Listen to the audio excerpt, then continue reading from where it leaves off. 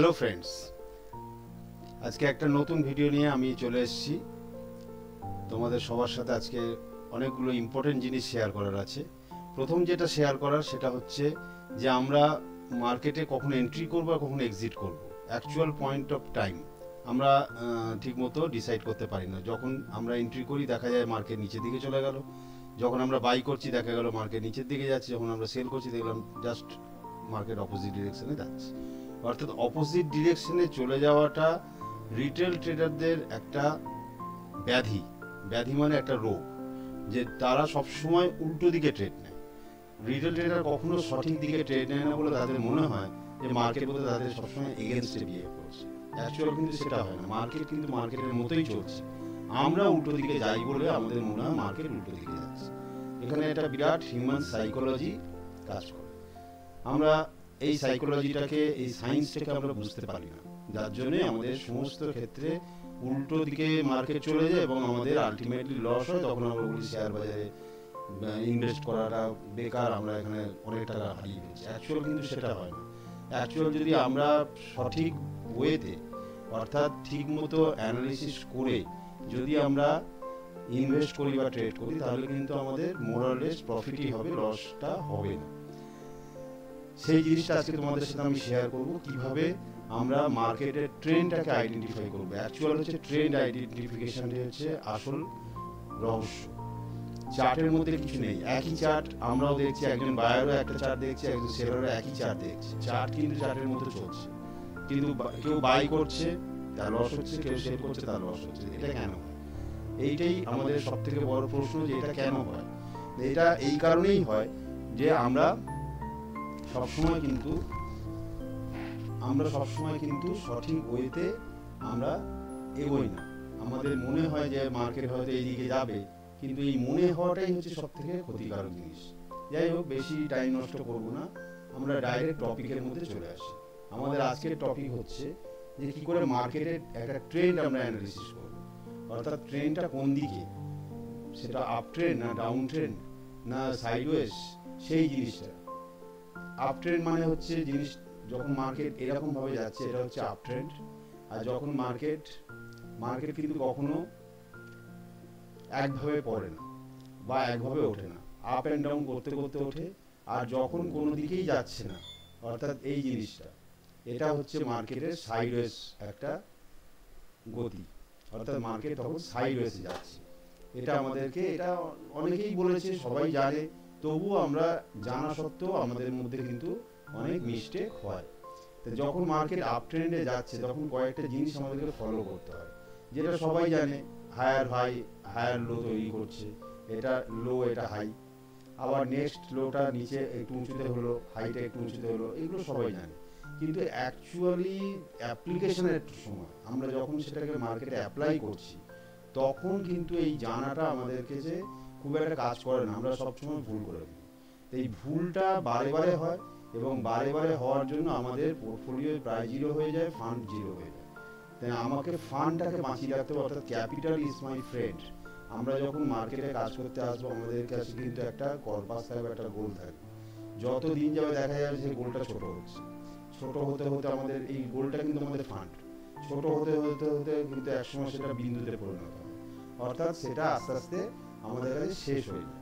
তাই এটা কেন হচ্ছে, কিভাবে আমরা এটাকে প্রোটেক্ট করব, কিভাবে আমাদেরকে ট্রেড ইনিশিয়েট করতে হবে, বা কিভাবে আমরা লং টার্ম বা শর্ট টার্ম ভিউ রাখবো, এইগুলো একটু আমরা আজকে দেখে নেব। প্রথমেই আমরা একটু আপ ট্রেন্ডের কথা চিন্তা করি, অর্থাৎ মার্কেট যখন একটা পয়েন্ট থেকে আমরা শুরু করলাম, এখান থেকে যখন মার্কেটটা একটু ওপর দিকে গেল এবং একটা রিট্রেসমেন্ট নিল। এই যে রিট্রেসমেন্ট নিল, এটার আমাদের যখনই আমরা এই আপ ট্রেন্ডটাকে ক্যালকুলেট করব, তার একটা 50% আমাকে ড্র করে নিতে হবে। এই হচ্ছে আমার 50% লেভেল। এই 50% অবধি যতক্ষণ মার্কেট রয়েছে 50%-এর উপরে, ততক্ষণ কিন্তু মার্কেটের আপ ট্রেন্ড বজায় আছে, অর্থাৎ এখান থেকে রিট্রেস করে যে আগের প্রিভিয়াস হাইটাকে ভেঙে ওপর দিকে যাওয়ার প্রবণতা রয়েছে।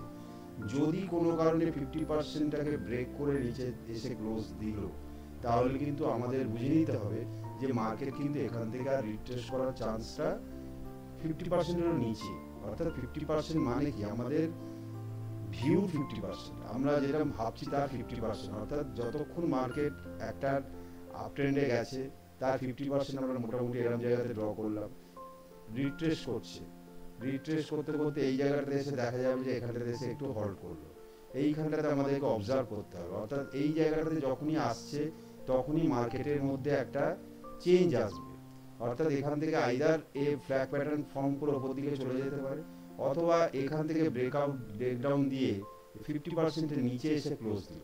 যখনই 50%-এর নিচে ক্লোজ দেবে তখন কিন্তু আমাদের এখান থেকে এক্সিট হয়ে বেরিয়ে যাওয়া উচিত। যেটুকু প্রফিট হলো, না হলে অল্প লস বুক করে আমাদের বেরিয়ে যেতে হবে। তা না হলে কিন্তু যদি এই 0%-এর নিচে চলে আসে তাহলে কিন্তু খুব র্যাপিডলি নিচে চলে আসবে।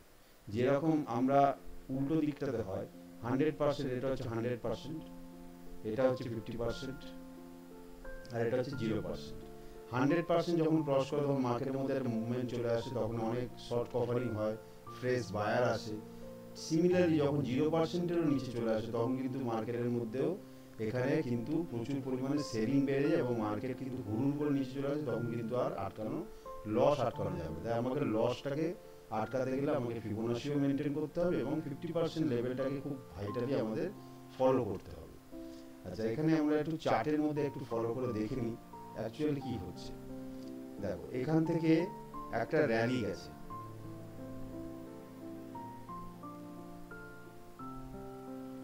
এখান থেকে একটা, যদি আমরা কোন ধরি এখান থেকে একটা, এটা টাইম ফ্রেম, যে কোনো টাইম ফ্রেম, এটা উইকলি টাইম ফ্রেমে দেখছি, এখানে যে কোনো টাইম ফ্রেমের ক্ষেত্রে কিন্তু এটা একই কথা প্রযোজ্য। 1 মিনিটেও যা, 1 ঘন্টাতেও তাই, আর 1 উইকলি চার্টেও তাই, ডেইলি চার্টেও তাই, ফর্মুলা সেম। অর্থাৎ আমাকে দেখতে হবে যে এখান থেকে আমি যদি স্টার্টিং পয়েন্টটা ধরি, কোনো মার্কেটের স্টার্টিং পয়েন্ট ধরলাম এখান থেকে, তাহলে এই যে র্যালিটা হলো, এই র্যালিটার 50% অ্যাপ্রক্সিমেটলি এই জায়গাটাতে আসছে। আচ্ছা, আমি এখানে আগে এক সেকেন্ড, এখানে আমার যে পিভট পয়েন্ট এগুলো রয়েছে এগুলোকে আগে আমি সব উড়িয়ে দিই, তাহলে তোমাদের আরো একটু বুঝতে সুবিধা হবে। পিভট পয়েন্ট উড়িয়ে দিলাম, সেন্ট্রাল পিভট রেঞ্জ উড়িয়ে দিলাম, হ্যাঁ, এবার আরো সুবিধা হবে। আচ্ছা, এই যে র্যালিটা হলো এর 50% মোটামুটি আমরা যদি ফলো করি তাহলে আমরা মোটামুটি এই লাইনটাকে ধরতে পারি 50%। এই যে 50%-এর মধ্যে দেখো রিট্রেস করেছে, এক্স্যাক্টলি 50%-এর কাছেই আমরা যদি ফিবোনাচিটা ড্র করতাম তাহলে এক্স্যাক্ট 50%-টা পেতাম। আছে সেটাই করে নিই, সেটাই বেস্ট হবে। আমরা এক্স্যাক্ট 50%-এই নিয়ে নিচ্ছি, এখান থেকে আমি ফিবোনাচি ড্র করছি।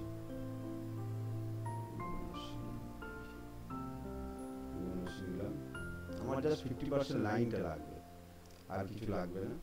আমি এখান থেকে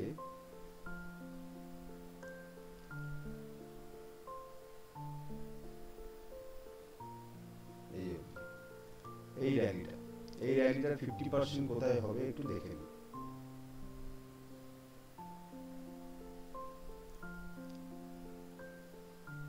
একটু মোটা লাইন নিয়ে নিচ্ছি। 50% হচ্ছে এইটা, ঠিকই বলেছিলাম, মোটামুটি এইটাই 50%। এবার আমি ফিবোনাচিটাকে উড়িয়ে দিচ্ছি, আমার এখন ফিবোনাচির প্রয়োজন নেই।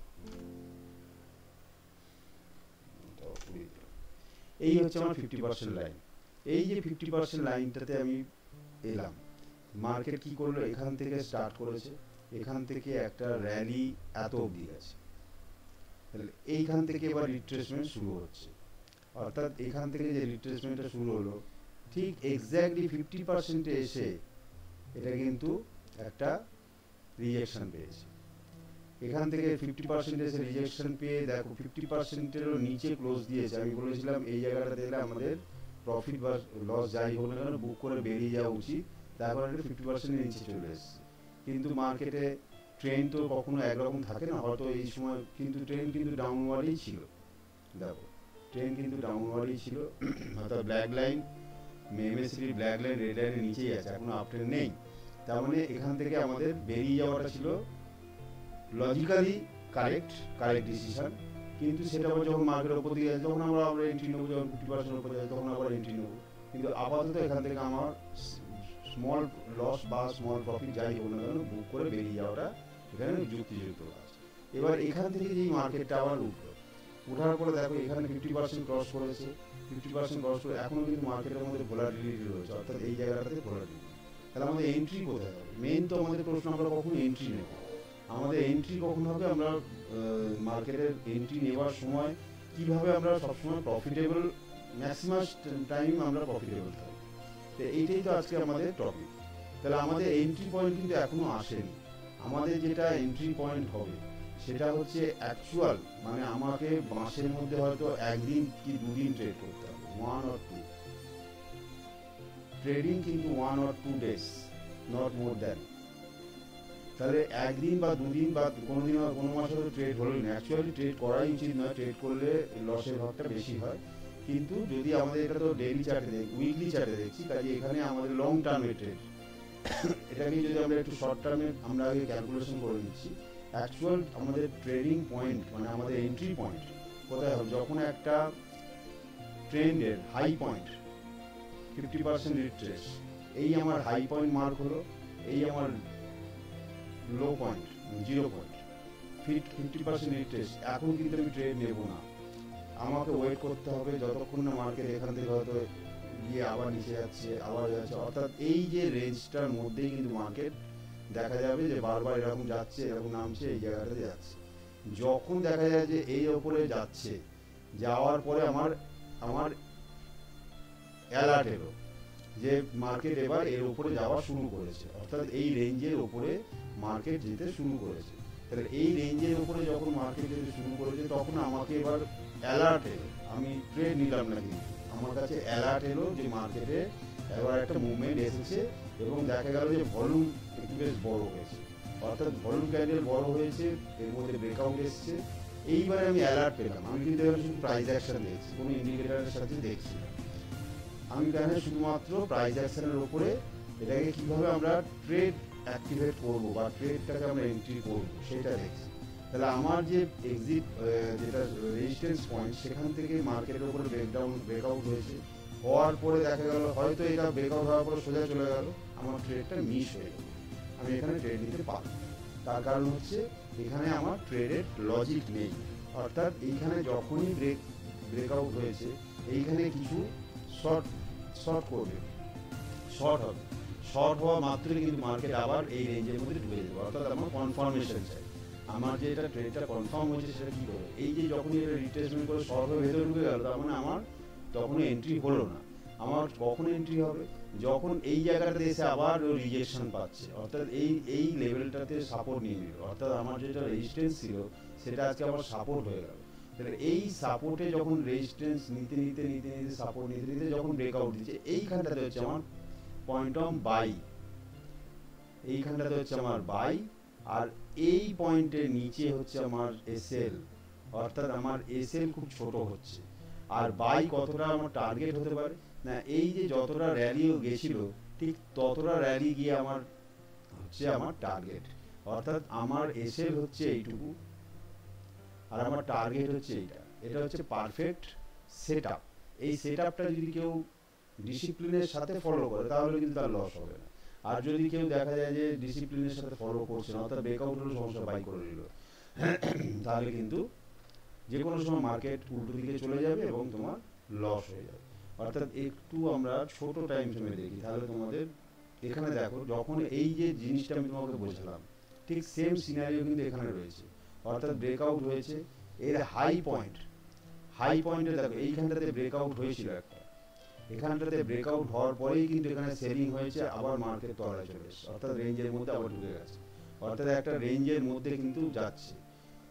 যে মুহূর্তে এখান এই পয়েন্টে আবার ব্রেকআউট হয়েছে, দেখো আর কিন্তু কোনো রেঞ্জের মধ্যে ঢোকার ব্যাপারই হয়নি, সোজা এখান থেকে মার্কেটের মধ্যে একটা আপ ট্রেন্ড চলে এসেছে। অর্থাৎ যে জিনিসটা তোমাকে আমি এইখানে আমি ড্রয়িং করে বোঝালাম, ঠিক সেম জিনিস নিফটির উইকলি চার্টে কিন্তু ঘটেছে, এবং এটা ঘটেছে প্রায় 2 বছর, 2022-এর জুলাই মাসে, প্রায় 2 বছর, অর্থাৎ 20 মাস মতো হয়ে গেছে। 20 মাসের একটা, কেন আজকে সবাই বলছে যে মার্কেট খুব হাই, কেন হাই এটাও দেখতে হবে। 20 মাস, প্রায় 20 মাস, 20 থেকে 22 মাস মার্কেট কিন্তু একটা রেঞ্জের মধ্যে আটকে ছিল, এই রেঞ্জটার মধ্যে। 20 মাস পরে অক্টোবরে, 20 মাস নয় এটা জুলাই 22 থেকে 23 অক্টোবর, প্রায় 15-16 মাস। তাহলে এই 15-16 মাস কিন্তু মার্কেট একটা জায়গাতে সাপ্রেসড অবস্থায় ছিল, অর্থাৎ প্রেসিং করে রাখা হয়েছিল। সেখান থেকেও রিলিজ হয়েছে। প্রেশার যখন রিলিজ হয়েছে এবার তো মার্কেট শুরু, কারণ এতদিন ওকে সাপ্রেস করে রাখা হয়েছিল, এবার সেটা বেরিয়ে গেছে, এবার সে ওপর দিকে ছুটছে। ঠিক সিমিলারলি আমরা যদি একটু ছোট টাইম ফ্রেমে দেখি, আশা করছি তোমাদের বুঝাতে পারছি, একটু ছোট টাইম ফ্রেমে যদি দেখি তাহলে কিন্তু আমরা আর একটু ক্লিয়ারলি বুঝতে পারবো। এবার আমরা ডেইলি চার্টে দেখছি। ডেইলি চার্টে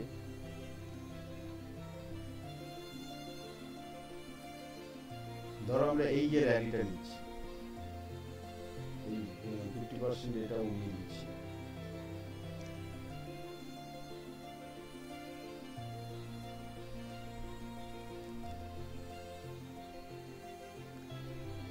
আমি এই র্যালিটাকে নিচ্ছি, ঠিক আছে? তাহলে এখান থেকে একটা ফিবোনাচি ড্র করবো আগে।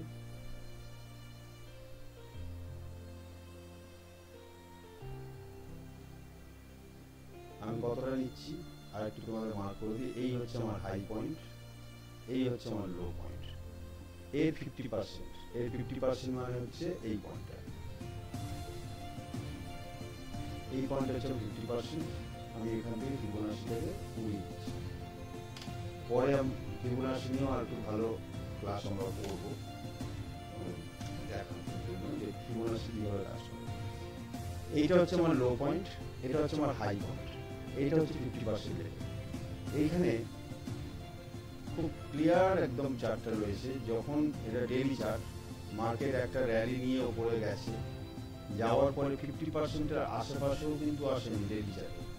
এখানে প্রায় 61%-এ যে লেভেলটা ছিল সেখান থেকেই মার্কেট কিন্তু ওপর দিকে মুভ করতে শুরু করে দিয়েছে, অর্থাৎ মার্কেটের মধ্যে একটা পজিটিভ মুভমেন্ট এসে গেছে।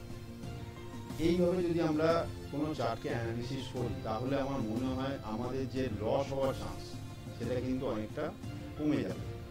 লস হওয়ার চান্সটা অনেকটা কমে যাবে যদি আমরা প্রপারলি মার্কেটকে অ্যানালিসিস করে তারপরে আমরা ট্রেডে এন্ট্রি নিই। আমাদের মধ্যে যেটা হয় সমস্যা, সেটা হচ্ছে আমাদের মধ্যে পেশেন্স বড় কম।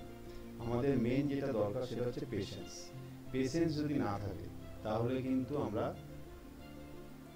কোনোদিনই মার্কেট থেকে পয়সা নিয়ে ঘরে ফিরতে পারবো না। আমাদের যেটা মেন লক্ষ্য ছিল পয়সা নিয়ে ঘরে ফেরা, সেটা কিন্তু কোনোদিনই হবে না যতক্ষণ আমাদের পেশেন্স আমাদের সাথ দিচ্ছে। অর্থাৎ আমাদেরকে অনেক বেশি পেশেন্সকে ধরে রাখতে হবে। অর্থাৎ একটা বড় ক্যান্ডেল তৈরি হয়েছে মানে আমার এন্ট্রি পয়েন্ট হয়ে গেল, বা একটা বড় লাল ক্যান্ডেল তৈরি হয়েছে মানে আমি ওখানে সেল করবো, এই থিওরি কিন্তু চলবে না। অর্থাৎ যখনই এটা ভেবে নিতে হবে, যখনই কোনো বড় ক্যান্ডেল তৈরি হচ্ছে তার পেছনে কোনো একটা লজিক আছে। নয় এটাকে প্রমোটাররা বা কোনো মার্কেট হাইপ তৈরি করছে। বড় ক্যান্ডেল তৈরি করার সাথে সাথে যারা নিচে কিনেছিল তারা এইখানটাতে এসে প্রফিট বুক করে নিতে পারে। আর এই বড় ক্যান্ডেল হওয়া মানে এখান থেকে আরো বড় যাবে, এটা কিন্তু খুব সবসময় খাটবে না। কেন বড় ক্যান্ডেল হলো তার পিছনে লজিকটা কি দেখতে হবে। যদি বড় ক্যান্ডেল তৈরি হলো তার পিছনে দেখা যাবে হয়তো অনেক ছোট ছোট ক্যান্ডেল তৈরি হয়েছে, অনেক ছোট ছোট ক্যান্ডেল তৈরি হতে হতে হতে হতে একটা বড় ক্যান্ডেল ফর্ম করলো। তার মানে কি এর মধ্যে আস্তে আস্তে অ্যাকুমুলেশন হচ্ছিল, অ্যাকুমুলেশন হতে হতে হতে হতে যখন এখানে কোনো হয়তো বড় বাল্ক অ্যাকুমুলেশন হয়েছে, তখন এটার মধ্যে একটা মুভমেন্ট এলো। যেই মুভমেন্ট এলো এইসব জায়গাতে যারা বাই করেছে তারা এখানে গিয়ে সেল আউট করে দেবে। যেই সেল আউট করে দেবে, এই বড় ক্যান্ডেলটা দেখে যারা বুক করতে যাবে, যারা কিনতে যাবে, তারা কিন্তু এখানে বিপদে ট্র্যাপ হয়ে যাবে। এখান থেকে কিন্তু মার্কেট তলায় চলে আসবে, এবং এমন তলায় আসবে হয়তো দেখা গেল যে এখান থেকে একদম সোজা নিচে চলে গেল। যে একটা বড় ক্যান্ডেল তৈরি করলো, এই যেমন এখানে তোমাদের দেখাচ্ছে এই জিনিসটা,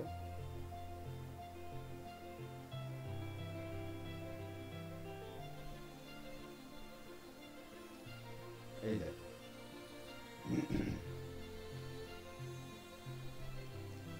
এটা নিফটি ডেইলি চার্ট খোলা আছে, এই পেয়ে গেছি।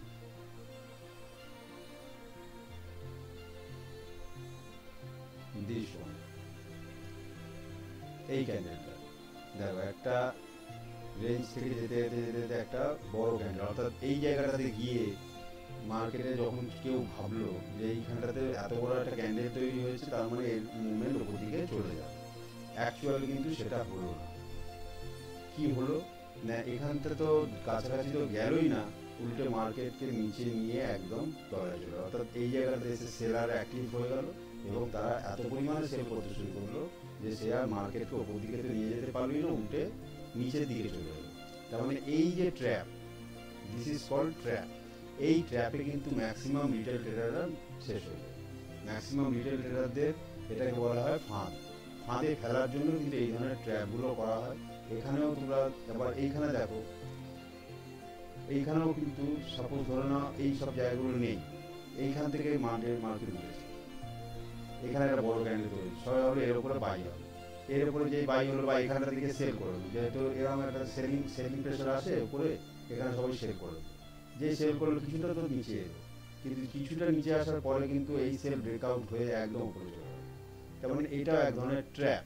এই ট্র্যাপগুলো থেকে আমাদেরকে বাঁচতে হবে। এই ট্র্যাপগুলো থেকে বাঁচার উপায় আমরা নেক্সট ভিডিওতে খুব বিস্তারিতভাবে আলোচনা করবো, যে ট্র্যাপ থেকে আমরা কিভাবে বাঁচবো। তাই আমার ভিডিওগুলো তোমরা রেগুলারলি ওয়াচ করতে থাকো এবং কিভাবে মার্কেটের মধ্যে এস্টাবলিশ হতে হবে, আমরা কিভাবে সাকসেসফুল ট্রেডার বা ইনভেস্টার যাই হোক না কেন, সেটা কিভাবে আমাদের পক্ষে হওয়া সম্ভব, আদৌ কি আমাদের পক্ষে হওয়া সম্ভব? আমি বলবো অবশ্যই সম্ভব, অবশ্যই তোমরা সেটা হতে পারো। এবং আমি যে জায়গাগুলো তোমাদেরকে দেখাচ্ছি, এই জায়গাগুলো যদি একটু খুব ভালো করে ওয়াচ করতে পারো, তাহলে দেখবে যে একটা সময় পরে একটু প্র্যাকটিসের দরকার আছে। রাতারাতিতে এসব জিনিস হয় না। আমার 14 বছর 15 বছরের অভিজ্ঞতা তোমাদের সাথে শেয়ার করছি। কাজেই একটা জিনিসের কোনো কিছু একটা শিখতে গেলে তার জন্য একটা সময় দিতে হয়। সেই সময়টা তোমাদেরকে দিতে হবে এবং রেগুলার বেসিসে তোমাদেরকে প্র্যাকটিস করতে হবে। প্র্যাকটিস করতে করতে কিন্তু তোমরা ছবিগুলো চোখে দেখতে পাবে। এখানে কিন্তু অনেক ছবি আছে, এই ছবিগুলোকে আইডেন্টিফাই করতে পারলেই কিন্তু ডেভেলপ হবে। ছবিগুলো আমরা দেখতে পাই না, আমরা ভাবি শুধু ক্যান্ডেল যাচ্ছে, শুধু ক্যান্ডেল কিন্তু যায় না। ক্যান্ডেলের মধ্যে কিন্তু অনেক ছবি আছে, তার মধ্যে একটা চোখে তাকালেই দেখা যাচ্ছে এখান থেকে একটা মার্কেট উঠেছে, এখান থেকে একটা ফ্ল্যাগ প্যাটার্ন হয়েছে, এখান থেকে আবার মার্কেট চলে গেছে, আবার এখান থেকে ডাউন হয়েছে, 200 মুভিং অ্যাভারেজের সাপোর্ট নিচ্ছে, আবার এখান থেকে মার্কেট। এই যে ছবিগুলো এখানে গেছে, ডবল টপ তৈরি করেছে, করার পরে মার্কেট এসছে, এখানে 200 মুভিং অ্যাভারেজ সাপোর্ট নিচ্ছে, আবার উপরে গেছে। এই যে খালি উপরে যাওয়া নিচে আসার খেলা, এই যে ছবি, এই ছবিগুলোকে আমাদের বিভিন্নভাবে আমাদের আইডেন্টিফাই করতে হবে। আইডেন্টিফাই করলেই কিন্তু আমরা মার্কেটের ট্রেন্ড বুঝতে পারবো, আর মার্কেটের ট্রেন্ড বুঝতে পারলেই আমাদের পকেট ভর্তি হয়ে যাবে। ঠিক আছে বন্ধুরা, আজকের মতো এখানেই থাক। নেক্সট ভিডিওতে আমরা আরও বিস্তারিতভাবে ট্রেন্ড নিয়ে আলোচনা করব।